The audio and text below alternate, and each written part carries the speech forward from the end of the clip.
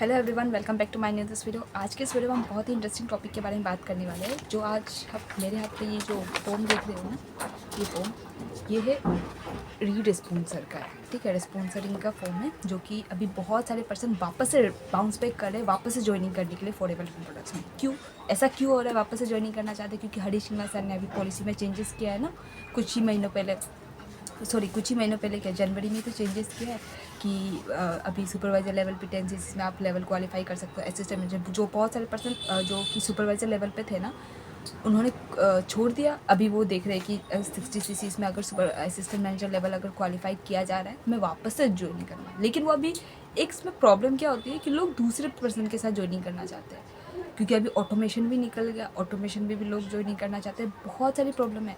अब इसमें main problem क्या होती है ना कि लोग पहले एक आईडी पे काम कर रहे थे, अभी वो दूसरे आईडी पे काम करना चाहते हैं। तो ये सबसे बड़ी प्रॉब्लम है। आज हम इसी टॉपिक से रिलेटेड डिस्कस करने वाले हैं, वो भी डीपली। तो आज का जो ये वीडियो है, मैं आपको 2 पार्ट में डिवाइड करने वाली हूँ। सबसे पहले वाले पार्ट में हम डिस्कस करेंगे कि पॉलिसी क्या कह रही है। ठीक है, रिस्पॉन्सर इनकी जो पॉलिसी है अकॉर्डिंग टू कंपनी का जो लिटरेचर है वो क्या कह रही है, आपको क्या करना है क्या नहीं करना है, और कौन कौन से क्राइटेरिया होता है, ये सारी चीज़ें हम डिस्कस करने वाले हैं। ठीक है, और दूसरे पार्ट में हम ये डिस्कस करेंगे कि इसका सॉल्यूशन क्या है, इसके ऑप्शंस क्या क्या होते हैं, इसका आपको किसकी आईडी पे काम करना है। अगर आप रिस्पॉन्सरिंग करना चाहते हो तो आप जो वेट कर रहे हो ना, उस टाइम पीरियड पे आपको किसकी आईडी पे काम करना चाहिए, किसकी आईडी पे नहीं करना चाहिए। बहुत सारे अपलाइन को ही नहीं पता होता और वो फिर बोलते थे कि बना दो अपनी भाभी की आईडी पे। फिर जब बाद में पता चलता है कि ट्रांसफ़र तो होगा नहीं, आपको वापस से दूसरी करके वापस से ज़ीरो से स्टार्ट करना पड़ेगा। इस टाइम पे लोग बहुत डर जाते हैं कि मैं डबल मेहनत नहीं करना चाहता। तो सबसे पहले यही है, मैं तो यही बोलूँगी कि आप लोग पहले पॉलिसी पढ़ लो। ठीक है, फिर अपना काम शुरू करो। तो बहुत सारे लोग एक दूसरे की बात पे ही सुन के आप अपना काम शुरू कर लेते हो, तो ऐसा बिल्कुल भी नहीं करना है। आज हम पहले वाले पार्ट में बहुत इंटरेस्टिंग चीज़ डिस्कस करने वाले हैं कि कंपनी की सॉरी तो कंपनी का जो लिटरेचर वो क्या कहती है और आपको क्या करना चाहिए क्या नहीं करना चाहिए। जो करना चाहिए वो तो आप करोगे, जो क्या नहीं करना चाहिए ना वो उससे भी ज़्यादा इंपॉर्टेंट होता है, क्योंकि लोग यही गलती करते हैं और बाद में फिर पछताते रहते हैं। ठीक है, तो कंपनी का जो लिटरेचर है, हरीश सिंगला सर ने पॉलिसी चेंजेस की, इसलिए लोग वापस से रीजॉइनिंग करना चाहते हैं। बट वो भी किसी उस पर्सन के साथ नहीं जो पहले थे, अभी किसी तीसरे पर्सन के साथ ज्वाइनिंग करना चाहते हैं। तो कंपनी का जो लिटरेचर है, इसको ध्यान से समझना, अच्छे से देखना वीडियो को, और कोई भी अगर डाउट्स वगैरह रहेगा तो आप मुझे कमेंट सेक्शन में ज़रूर पूछ सकते हो। तो चलिए वीडियो को शुरू करते हैं कि जो कंपनी का जो लिटरेचर है। ठीक है, पहले पार्ट पे हम ये डिस्कस करेंगे कंपनी का जो लिटरेचर है, वो कंपनी का लिटरेचर क्या कह रही है, आपको क्या कह रही है कि आपको 1 ईयर का टाइम पीरियड, अगर आपको रिस्पॉन्सरिंग अपने अपलाइन, रिस्पॉन्सरिंग का मतलब क्या होता है, अपने अपलाइन का नाम चेंज करना। आपके अपलाइन का नाम अगर पहले सुरेश था, अभी आप किसी मैम के साथ ज्वाइनिंग करना चाहते हो, तो सुरेश से आप क्या करोगे, सृष्टि रख रहे हो। मतलब अपने अपलाइन का जो नाम है, अभी जो रिसेंटली आपके अपलाइन का नाम है उसका नाम है मान लो सृष्टि, और आपके पुराने अपलाइन का नाम था सुरेश।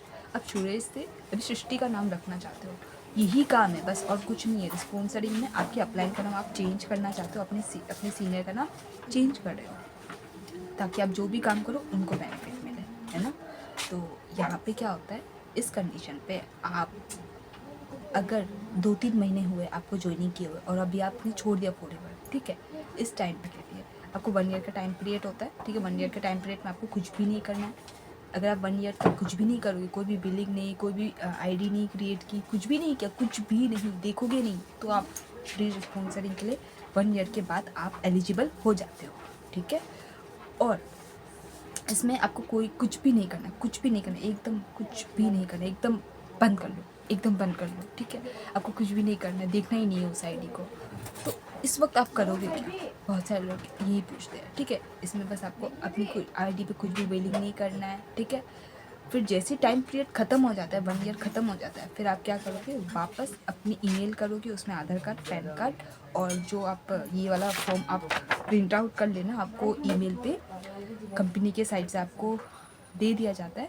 आप क्या करोगे, इसको प्रिंट आउट करोगे, फिलअप करोगे। फिलअप करने के बाद आप सॉरी इस पर आपका आधार कार्ड, पैन कार्ड, और इस पर क्या चाहिए, सेल्फ अटेस्ट लिख के आप क्या करना है, सेल्फ अटेस्ट लिख के आपको क्या करना है, सबमिट कर देना है। ठीक है, बैंक डिटेल्स नहीं देने हैं। फिर जैसे टाइम पीरियड आप पहुँच जाता है, फिर आप क्या करोगे,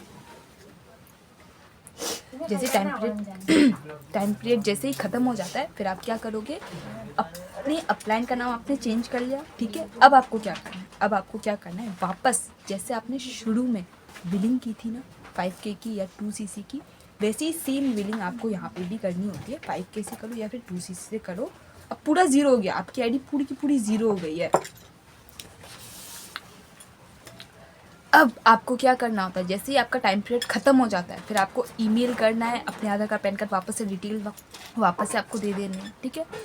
उसमें अपनी उसमें लिख के आपको दे देना है, ठीक है। सेल्फ अटेस्टेड लिख के आपको दे देना है, सबमिट कर देना है। फिर जैसे ही वो आपको वापस से ईमेल करते हैं कि आप अभी एलिजिबल हो गए हो, अपने अपलाइन का नाम चेंज कर लिया, अभी आप वापस से अपनी रीजर्नी शुरू कर सकते हो, ठीक है। उस वक्त आपको क्या करना है, वापस से बिलिंग करनी है 2cc की या तो 5K की। आप बिलिंग करके आप अपना बिजनेस शुरू कर सकते हो। अब हम बात करते हैं सेकंड पार्ट की। सेकंड पार्ट इससे भी ज़्यादा इम्पॉर्टेंट है। क्यों? क्योंकि उसमें हम इसके बारे में डिस्कस करने वाले हैं कि सेकंड पार्ट में कि जो रिस्पॉन्सरिंग करने, अगर आपने 2 महीने पहले किसी दूसरे पर्सन के साथ ज्वाइनिंग की थी, भले या 5K की करो या 2cc करो, ज़्यादा तो 2cc के लोगों को प्रॉब्लम होती है कि मैम हमें डबल बिलिंग करनी पड़ेगी। जी हाँ, बिल्कुल डबल बिलिंग करनी पड़ेगी आपको, ठीक है। तो मैं तो यही बोलूँगी कि अगर आप रिस्पॉन्सरिंग करना चाहते हो ना, तो अगर आप अपनी अपलाइन का नाम चेंज करना चाहते हो या अगर आप अपनी आईडी पे काम करना चाहते हो, तो आप ना सबसे अच्छा तरीका यही है कि आप सबसे पहले, अगर आप आप पहले किसी और दूसरे डिपार्टमेंट के साथ थे, अभी आप किसी तीसरे के साथ ज्वाइनिंग करना चाहते हो, तो आप अपनी पुराने वाले आईडी पे ना ईमेल कर दो। ईमेल करके उसे बंद कर दो, फिर आप दूसरे वाले आईडी पे काम करना शुरू करो। जैसे ही बंद हो जाता है, फिर आप अपने दूसरे वाले आईडी पे काम करना शुरू करो, ठीक है। ये सबसे अच्छा तरीका है, क्योंकि आपको रिस्पॉन्सरिंग डेट कंप्लीट होने के बाद वापस से तो आपको वही बिलिंग करनी है उस आईडी पे, ठीक है। तो इसका तो अगर मैं देखा जाए तो कोई फ़ायदा ही नहीं है। मुझे तो यही लगता है, आपको वापस से अगर सिर्फ नाम ही चेंज करना होता, आपको 2cc नहीं करनी होती, तो ये ज़रूरी माना जाता है। लेकिन वापस से तो आपको बिलिंग करनी ही है ना, क्योंकि आईडी तो पूरी ज़ीरो हो जाती है। तो मैं तो यही बोलूँगी कि आप उस पर ईमेल कर दो, मैसेज करके भी बंद कर देने के लिए कंपनी को। फिर जैसे ही बंद हो जाए, फिर आप अपना काम शुरू करो कुछ दिन बाद, 10-15 दिन बाद, ठीक है। अब बहुत सारे पर्सन बोलते हैं कि मुझे मेरी आईडी पे काम करना है, तो चलिए हम सेकंड पार्ट में डिस्कस करते हैं कि उसका सॉल्यूशन। देखिए, अब जो सेकंड वाला पार्ट है ना, ये उससे भी ज़्यादा इंपॉर्टेंट है कि बहुत सारे पर्सन ऑलरेडी आईडी बना चुके हैं। वो भी अपने भैया, दीदी, फूफा, पता नहीं किसकी आईडी में बना चुके हैं। अपनी आईडी बना के वो अपनी पुरानी आईडी को बंद भी नहीं किया और अपनी नई वाले आईडी जिसके साथ बनाई उसके साथ काम कर रहे हैं, ठीक है। तो इसका सॉल्यूशन क्या क्या है? सबसे पहला तो आप अपनी पुराने वाले आईडी पे, जैसे मैंने पिछले वीडियो में बताया कि अपनी पुरानी वाली आईडी को आप ईमेल कर सकते हो, ईमेल करके बंद कर सकते हो, और जैसे वो बंद हो जाए फिर आप अपनी न्यू जर्नी शुरू कर सकते हो। वही नंबर, वही ईमेल आईडी, सब कुछ से, ठीक है। बस अप्लाई नेम चेंज हो गया। लेकिन अगर आप ये नहीं कर रहे हो, ठीक है, तो दूसरा ऑप्शन क्या है? दूसरा ऑप्शन ये है कि आप ज्वाइनिंग किसके साथ करनी चाहिए, किसके आईडी पे काम करना चाहिए। ये बहुत इंपॉर्टेंट टॉपिक है कि आप अगर अपनी भैया, दीदी, किसी की भी आईडी पे अगर काम कर रहे हो ना, तो उससे आपको कोई बेनिफिट नहीं मिलने वाला। भले अभी आप काम कर रहे हो और अभी वो आपको सारी अर्निंग वगैरह प्रोवाइड कर रहे हैं, ठीक है। लेकिन इन फ्यूचर आगे जाके जब आप मैनेजर बन जाओगे या सीनियर मैनेजर बन जाओगे, डायमंड मैनेजर, सफायर मैनेजर बन जाओगे ना, तो आपके पास वो ट्रांसफ़र नहीं होगा, आपको कोई भी बेनिफिट नहीं मिलने वाला है। क्यों? क्योंकि आप 2 ही आईडी पे बनाओगे तभी आपको वो ट्रांसफ़र होगा। पहला तो आपकी मम्मी या तो आपके पापा। अगर आपकी मम्मी की आईडी पे अगर आप काम कर रहे हो या पापा की आईडी पे काम कर रहे हो, तो ये दोनों पर्सन में से किसी एक पर्सन को उठाओ और इन दोनों में से किसी आईडी पे आप बना के आप अपना काम शुरू कर सकते हो, बिज़नेस को शुरू करो। तो इन फ्यूचर अगर आप मैनेजर लेवल भी हिट करते हो ना, तो आगे जाके ये ट्रांसफ़र हो जाएगी आप पे, ठीक है। लेकिन अगर आप दीदी या भैया, चाचा, भाभी किसी की भी आईडी पे काम करो, वो आगे जाके उनके बच्चों पे चली जाएगी, आपके पास नहीं आएगी वो, ठीक है। तो अब अगर आप बोलोगे कि भाई मैंने तो इतना मेहनत किया, मुझे तो कुछ भी नहीं मिला, कुछ नहीं मिलेगा, ठीक है। तो आपको क्या करना है, अब आप सबसे बेस्ट है आप अपनी आईडी पे ही काम करो। मैं तो यही बोलूँगा, आप अपनी आईडी पे काम करो। लेकिन अगर ऑप्शन नहीं है तो आप ये करो कि अगर आपने भैया, दीदी की आईडी अगर बना ली है, तो आप उसमें ज़्यादा बिलिंग मत करवाओ, कम से कम बिलिंग करवाओ। अगर आप बिलिंग करवा भी रहे हो ना तो आप 5K की बिलिंग करवाओ। 2CC की बिलिंग बिल्कुल भी मत करवाओ उस पर, ठीक है। 5K की बिलिंग करवाओ और उस पर्सन को भी काम स्टार्ट करवाओ एंड आप रिटेलिंग करो उस आईडी पे ना। आप रिटेलिंग अच्छे से करो, प्रोडक्ट की नॉलेज दो, सारी चीज़ें दो, आप जो कर रहे हो रिटेलिंग करो अच्छा था। बिजनेस प्लान आप उसमें इतना ज़्यादा शेयर मत करो, रिटेलिंग करो। रिटेलिंग से आप बहुत अच्छी अर्निंग आ सकती है, ठीक है। 25% का कमीशन आप वहाँ से उठा सकते हो, 5% का डिस्काउंट, 25% का कमीशन, आप 30% का डिस्काउंट वहाँ से ले सकते हो, ठीक है। ऐसा करने के बाद क्या होता है ना, फिर जैसे ऐसा मैं इसलिए बोल रही हूँ, सुनो ध्यान से, क्योंकि अगर आपने अपनी आईडी पे 5K की बिलिंग की या उस पर भी अगर 2CC कर लिया तो आपका लॉस है। आप 5K की बिलिंग करो न्यू वाले आईडी पे और जो भी पर्सन आ रहा है उसको भी 5K की करवाओ। 5K की करवाने के बाद फिर जब आपका ये आपकी पुरानी आईडी पे जब आपका टाइम पीरियड ख़त्म हो जाएगा ना, टाइमिंग ख़त्म हो जाएगा, आप एलिजिबल हो जाओगे करने के लिए, तब आप उस पर ईमेल करने के बाद उस पर्सन को, जो पर्सन यहाँ पे 5K की बिलिंग करवा रहा है, आपकी यहाँ पे टीम बन रही है ना, उन सारे पर्सनस को आप वहाँ पे बोलो 2CC करने के लिए। Are you getting? तो आप वहाँ ऐसा करने से क्या हुआ कि आपकी जो टीम है वो भी रह गई और सारे पर्सन रह गए आपके, ठीक है। आपकी टीम भी आपके पास रह गई, कोई लोग नहीं हटा, क्योंकि अगर आप यहाँ पे 2CC करोगे और यहाँ पे आपकी टीम बन रही है, फिर आप वहाँ पे अपनी पुरानी आईडी पे फिर से काम करोगे, तो ऐसा करने से क्या होगा कि ये सारे पर्सन तो यहीं पे रह जाएंगे, आपको फिर से नया शुरू करना पड़ेगा। इसलिए मैं बोल रही हूँ कि यहाँ पे जितने भी पर्सन हैं उन सबको 5K की बिलिंग करवाओ। फिर आप क्या करो,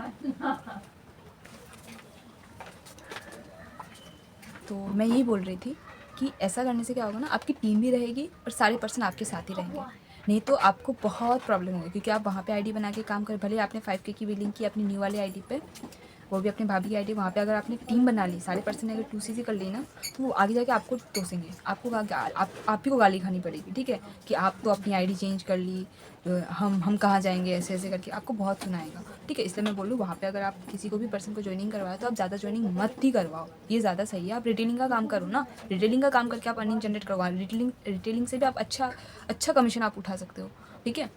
जो भी पर्सन ज्वाइनिंग करो उसको 5K की बिलिंग करवाओ और फिर जैसे वो 5K की बिलिंग कर, जैसे 2CC का टाइमिंग आए, आप वहाँ पे जैसे एलिजिबल हो गए, फिर उस पर्सन को बोलो कि आप वहाँ पे मेरे पूरा इस आईडी नंबर पे आप अभी 2CC कर सकते हो। आ रही है बात समझ पे? ऐसा कर सकते हो आप, सॉरी, तो ऐसा कर सकते हो आप, ठीक है, ऐसा कर सकते हो। और सच बताओ तो यही है कि आप अपने आईडी पे काम करो। अगर आपके पास ऑप्शन है तो आप नंबर चेंज कर लो, ईमेल आईडी चेंज कर लो, बैंक डिटेल्स भी आप दूसरा दे दो ना, उस आईडी को छोड़ दो, मत देखो। वैसे भी तो टाइम पीरियड ख़त्म होने के वापस से तो आपको 2CC करना ही है, ठीक है। तो आप यही चीज़ करो, ये सबसे ज़्यादा बेहतर रहेगा। लेकिन अपनी दीदी भैया चाचा मामा फूफा जितने भी लोग हैं ना, उन सब की आईडी पे मत काम करो, बिल्कुल भी काम करो, आप आगे जाके पछताओगे। तो किसी के भी बोलने से पहले या किसी के बोलने से अगर आप कोई चीज़ कर रहे हो तो सबसे पहले आप अपनी पॉलिसी को चेक कर लो कि पॉलिसी क्या कह रही है, पॉलिसी क्या कह रही है, ठीक है। पॉलिसी क्या कहती है, आपको रिस्पॉन्सरिंग क्यों करना चाहिए, कितना टाइम पर। तो मैं तो ये बोलूँगा आप डायरेक्टली बंद करो, कोई फ़ायदा नहीं। रिस्पॉन्सरिंग करने के बाद भी आपको वापस से 2CC करना है, वापस से बिलिंग करके तो आप स्टार्ट करोगे ना उस आईडी पे, बिल्कुल ज़ीरो हो जाती है। और रही बात अगर ट्रांसफ़र की भी, 1 साल अगर आपको टाइम पीरियड है वहाँ पे, तो आप अपनी मम्मी की आईडी पे काम करो, पापा की आईडी पे काम करो।